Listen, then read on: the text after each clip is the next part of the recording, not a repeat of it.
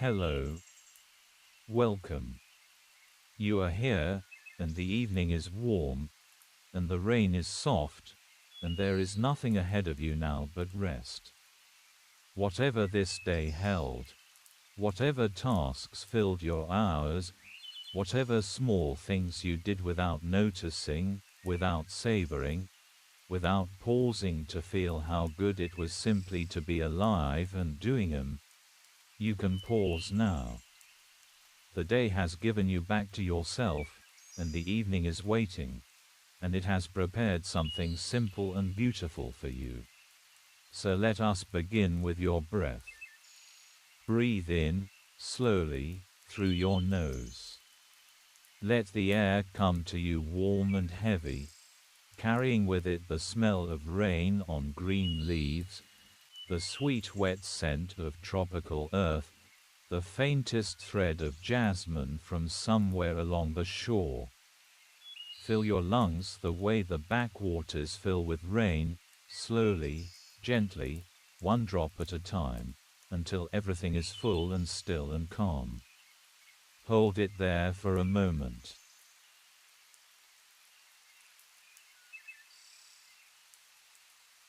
And release.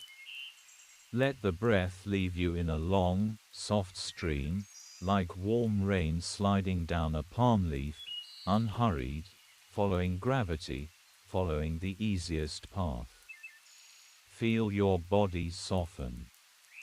Feel the small muscles in your face relax, the ones that have been working all day without your knowledge, holding expressions, forming words, managing the world. They can rest now. The rain is doing all the work tonight.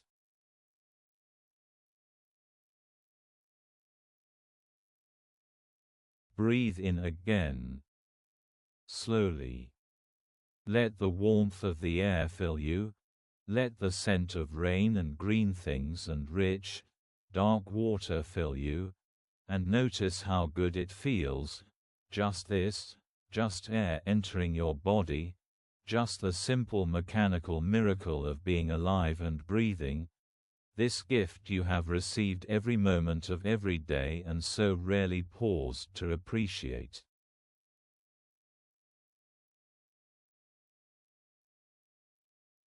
And let it go. And now, behind your closed eyes, imagine this: a houseboat. A traditional Kerala houseboat, a kettuvallam, made of dark jackfruit wood and coconut fiber, with a gently curved roof of woven palm leaves, drifting on still, green water in the backwaters of southern India.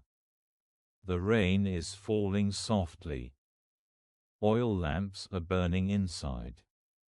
And the world has slowed to the pace of water.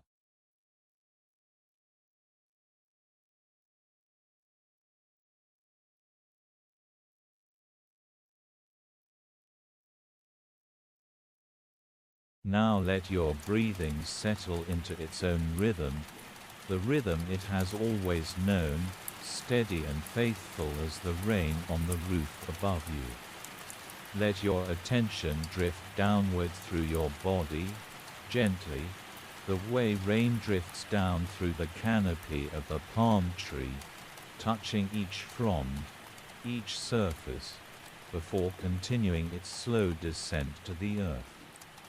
Begin with your feet and your legs. They have carried you through the whole of this day, from morning to now, and they have done it well. Feel the soles of your feet soften, the arches flatten, the toes spread and relax. There is a warmth here, not from effort but from release, the warmth that comes when muscles stop working and simply rest.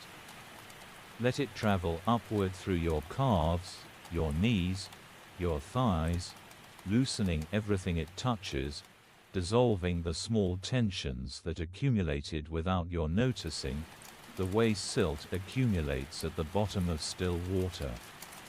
Your legs grow heavy and warm. Your hips settle. You are on a boat, and the boat is on the water, and the water holds the boat, and the boat holds you, and you do not need to hold anything at all. Now your torso and your hands.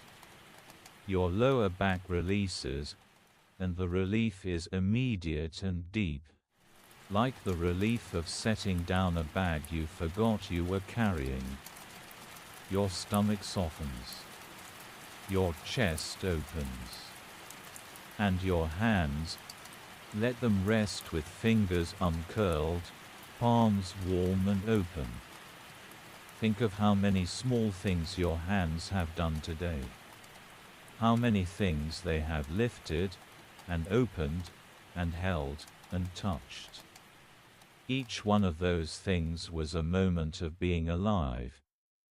Each one was a gift, even the ones that felt ordinary, especially the ones that felt ordinary, the glass of water, the turning of a key, the weight of a door handle in your palm. Your hands have been grateful all day, in their quiet, physical way. Now they can be still.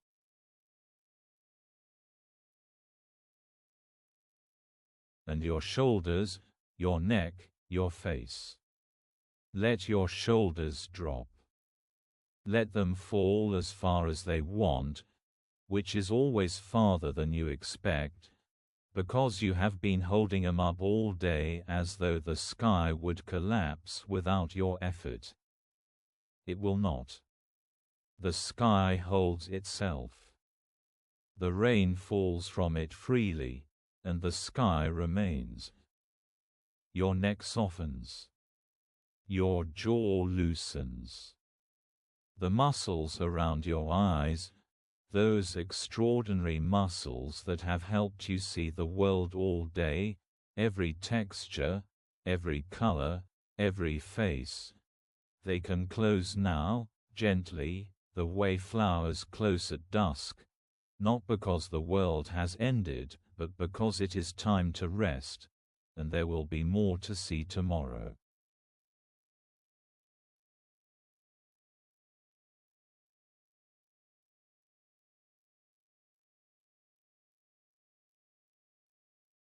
Now imagine this. You are inside the houseboat.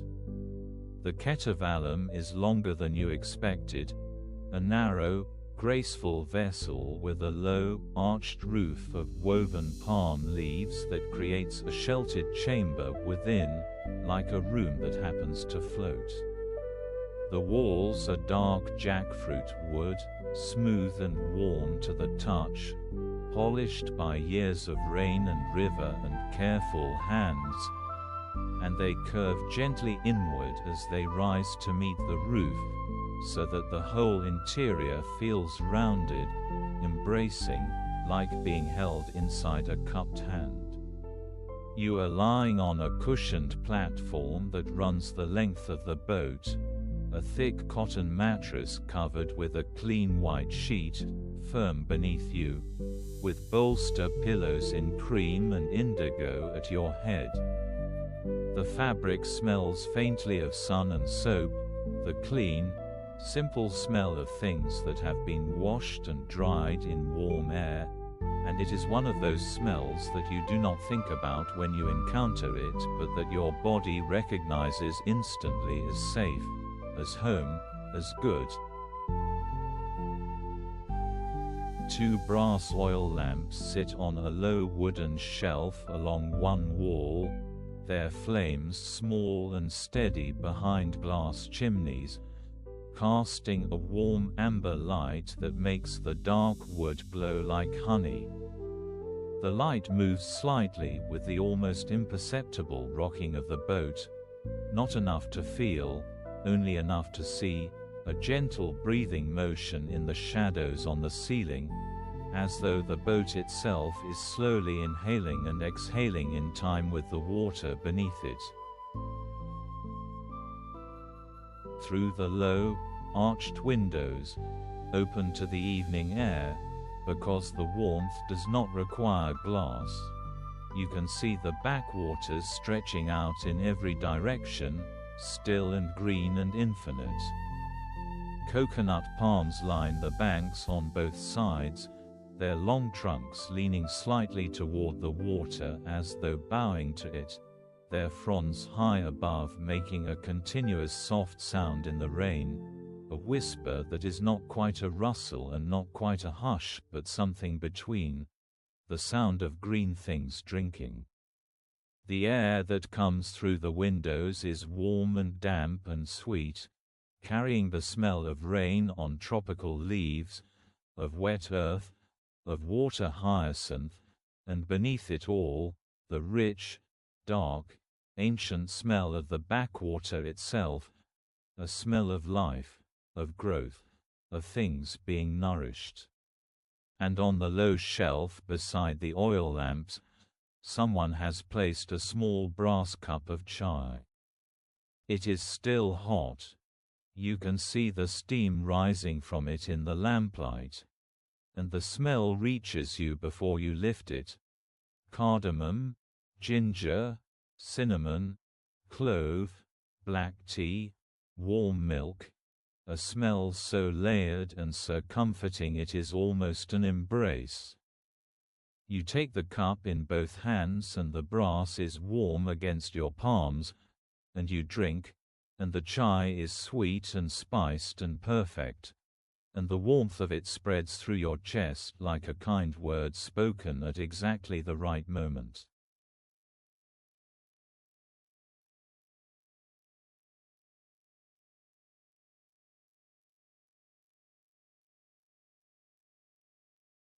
You set the chai down and lie back on the cushions.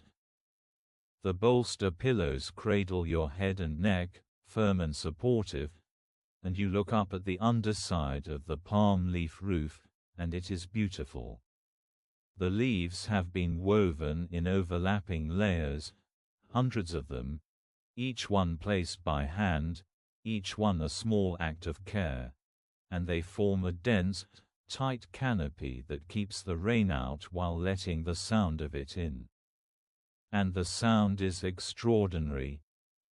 Not the sharp, metallic sound of rain on a tin roof, and not the muffled sound of rain on glass, but something softer, warmer, more alive, a continuous, varied, intimate patter, as though the rain is having a conversation with the leaves, each drop landing in a slightly different place, at a slightly different angle, making a slightly different sound, and together they create a rhythm that is not a rhythm but something more complex and more beautiful, a texture, a tapestry of sound, endlessly changing and endlessly the same. This is a small thing, the sound of rain on woven palm leaves, and there was a time when you might not have noticed it, might have let it pass as background, as nothing, as one of the 10,000 small miracles that happen every day without being witnessed. But tonight you are witnessing it. Tonight you are lying in the warm amber light of oil lamps on a boat that is older than your worries, listening to the rain speak to the roof in a language that requires no translation, and you are grateful. Not in an effortful way, not in a way that requires you to list your blessings or feel guilty for what others lack. Grateful in the way your body is grateful, easily, naturally, the way your lungs are grateful for air, the way your skin is grateful for warmth, without thinking about it, without trying, just receiving and being glad.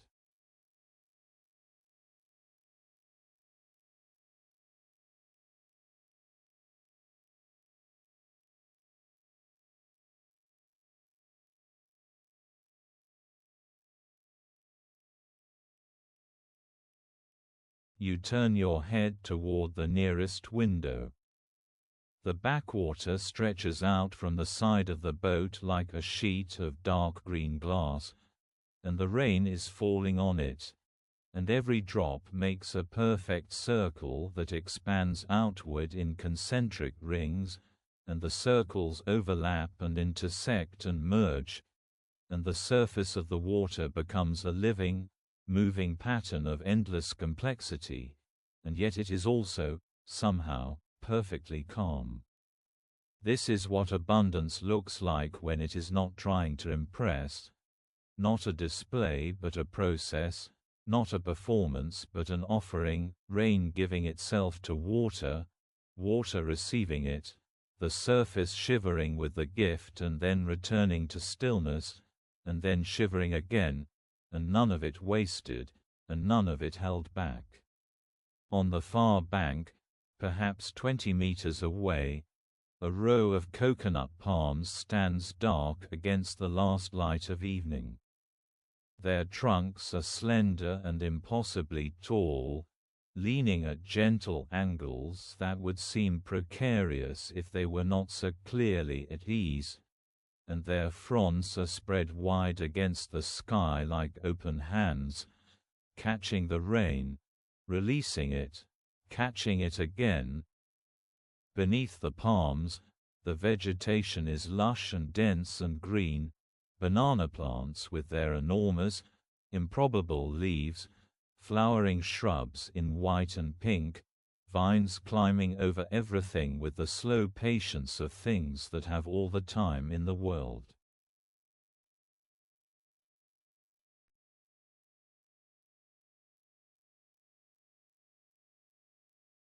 A kingfisher calls from somewhere in the palms, a single, clear, descending note, like a small bright stone dropped into a well of silence, and then nothing.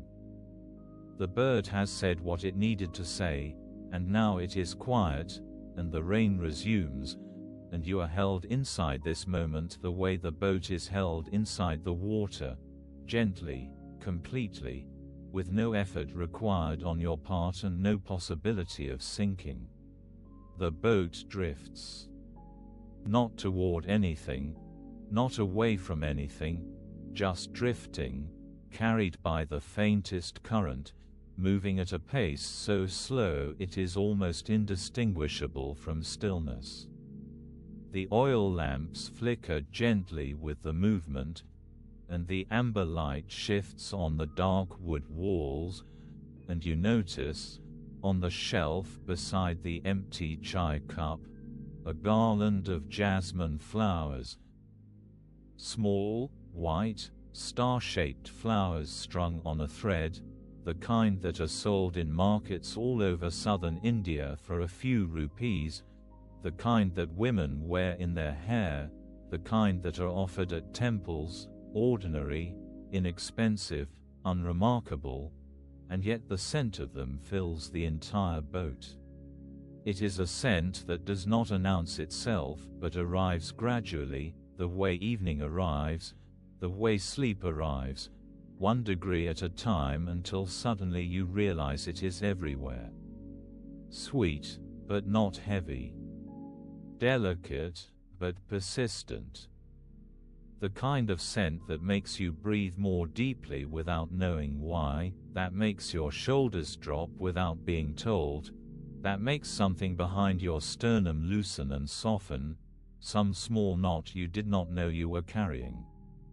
A garland of jasmine costs almost nothing and lasts only a day before the flowers brown and close. And yet, for this one evening, in this one boat, on this one stretch of quiet water, it is the most beautiful thing in the world.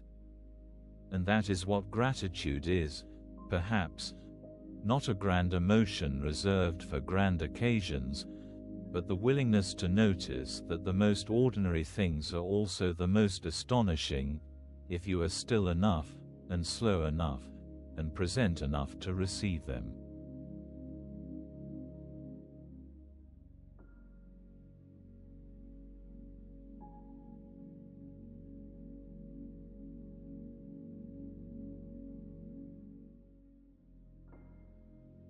The oil lamps are burning low.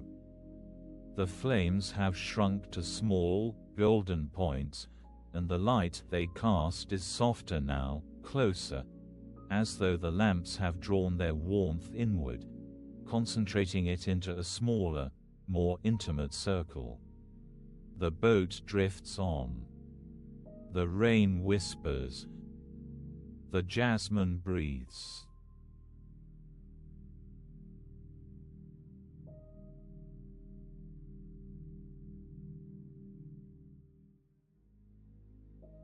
Think of this: you were alive today. You breathed the air, you felt the warmth of the sun or the cool of the shade, you drank water, you tasted food, you touched things with your miraculous hands. You heard sounds, voices, music, the hum of the world doing its work, and each sound entered your ears and was translated into meaning, instantly, effortlessly, a miracle so commonplace you forgot it was a miracle. You were alive, and the world gave itself to you through your senses, moment by moment, gift after gift, and most of them you did not notice, and that is all right, because they were given freely and without condition, the way the rain is given, the way the jasmine gives its scent, and they do not keep score.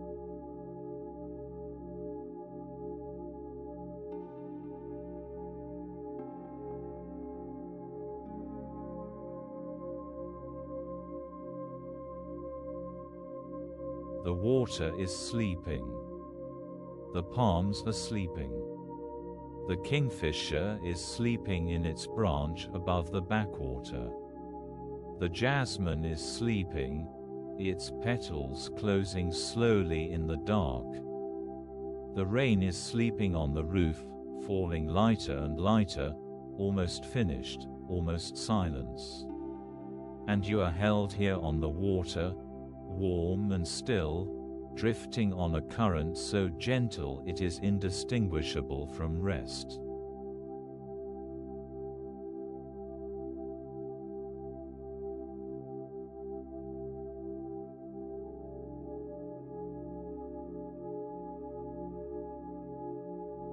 You have been given so much today. Small things. Simple things.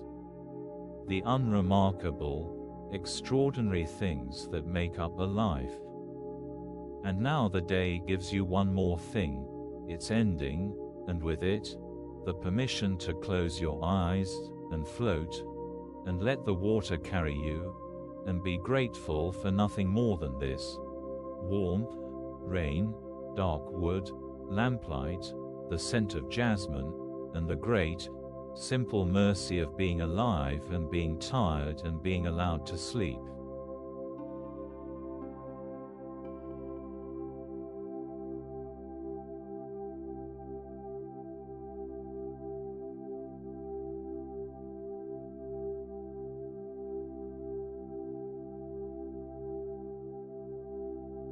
Rest now. The boat holds you. The water holds the boat. And the rain holds the water, and the sky holds the rain, and you are inside all of it, warm and safe and drifting, and there is nothing left to do but sleep.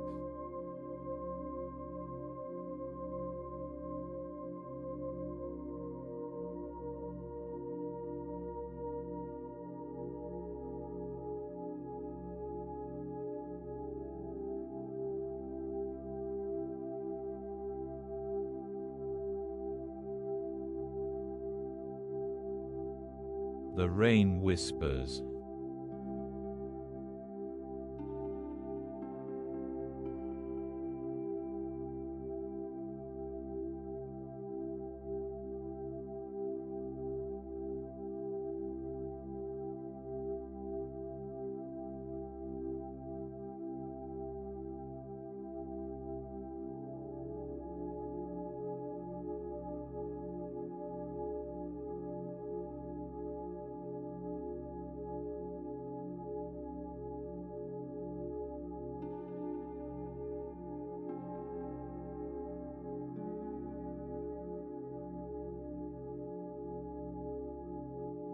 The water holds you.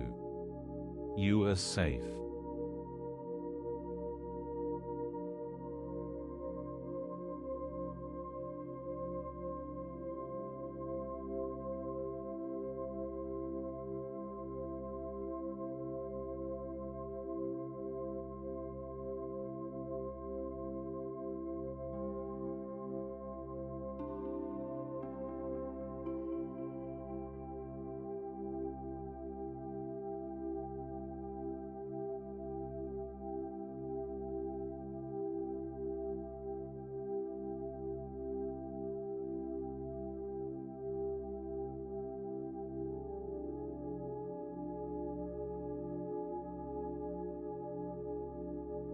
Rest now.